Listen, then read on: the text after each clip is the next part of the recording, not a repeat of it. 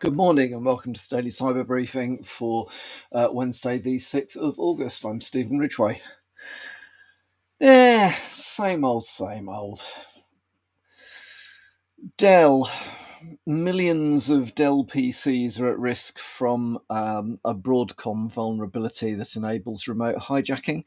So, there is a vulnerability in Dell's Control Vault 3 security hardware that affects at least 100 models of currently supported Dell laptops. For those that don't know, the component involved in this, Control Vault 3, is a security hardware board which is used for things like controlling access to fingerprint readers and other bits and pieces. So it kind of lives in the firmware, on the firmware side of things, the BIOS side of things, rather than on the operating side of things. And it's there mainly because in previous iterations of security, biometric or whatever you want, security, it was possible to manipulate the communications between the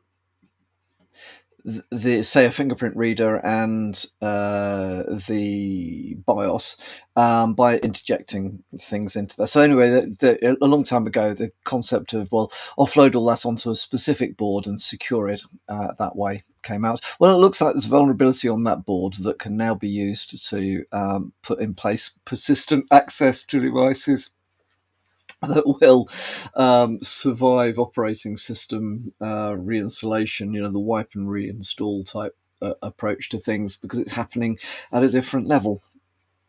Fairly serious. If you happen to be running Dell devices, that Dell has acknowledged the vulnerability. There's a security advisory, DSA 2025 053 from Dell, which also provides patches for affected systems. So if you are using Dell devices, worth having a look to see whether those, I'm not going to read out 100 blooming devices.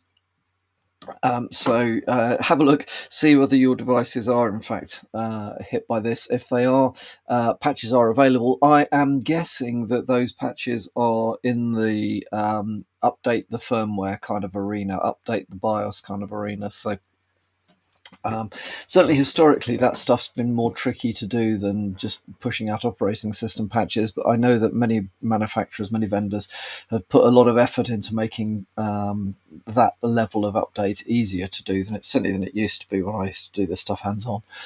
So you might get away with it. If not, you're going to have to plan out how you get these updates out to your devices, and especially if it's you've got a large and roaming or a large and remote workforce, that could be challenging. So not underestimating that. However, not doing that does put devices at risk. Now this stuff is known. I think, let me just get this right. I think there are three CVs, four. Yeah, at least four CVEs that are associated with this. And you do need to be able to exploit a combination of these things. You've got to kind of chain them in order to exploit it. So it's not stuff where every device is going to get hit overnight. But equally, now the information's out in the public, do expect people with nefarious intent to be looking at ways of simplifying compromising devices. Okay, and the other thing that came to light overnight is that there are critical Android updates. So, a handful of critical vulnerabilities have been patched by Google. So the recommendation is to update as soon as you can. I think last month was the first time for almost 10 years where Google didn't push out any security updates. Well, they're catching up for it. now. So there are updates available for Android 13, 14, 15, and 16. Android vendors have been notified of the issues at least a month before. So patches might be available if you're not using a Google version of Android. As always, it is worth chasing up or checking right even through your manufacturer's update process to ensure that you are getting updates, because Android being Android, there are many flavors. Most likely, if you're using Android on a mobile device, the version of Android that you're using will be one which is supported by the manufacturer of the mobile device rather than Google directly. However, in the end, they all tend to suffer from the same vulnerabilities, and patching does tend, certainly for the more reputable manufacturers, patching tends to keep up and be in line with Google recommendations anyway. So if you are using Android devices, definitely check the patch level that you are aiming for is 2025-0805, but that's the Google Android version.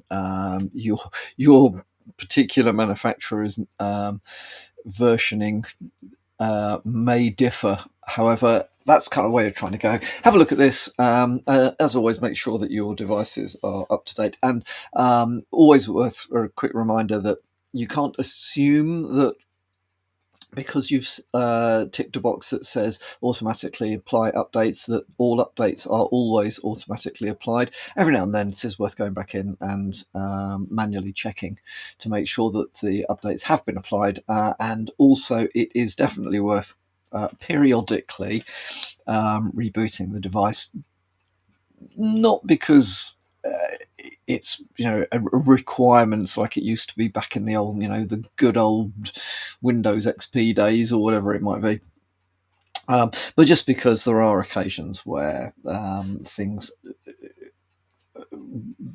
get cleared out after